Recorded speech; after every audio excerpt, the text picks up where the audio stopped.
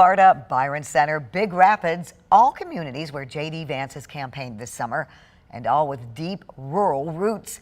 And experts say that is not by chance. 13 on your side political reporter Josh Albertus is here now to explain the GOP's strategy to turn out that rural vote.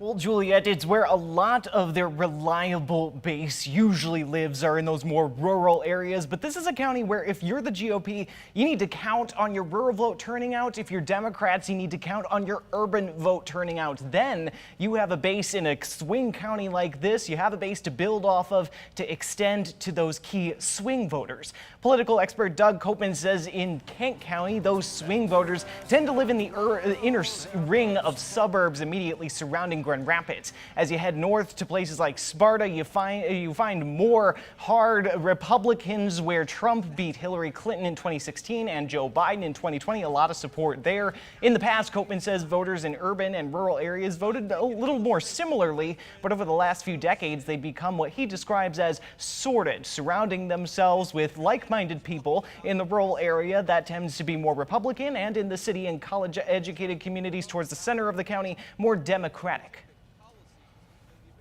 They sort themselves, in very small communities, a few miles or a town or a part of a city.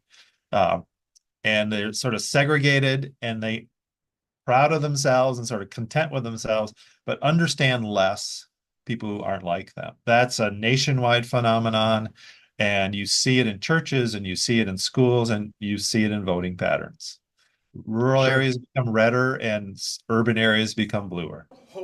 Koopman says Kamala Harris's decision to choose Tim Walz from Minnesota as a running mate was likely an effort to attract some of those more rural voters, with Walz's background in a farm family and representing a rural district as a Democrat in Congress.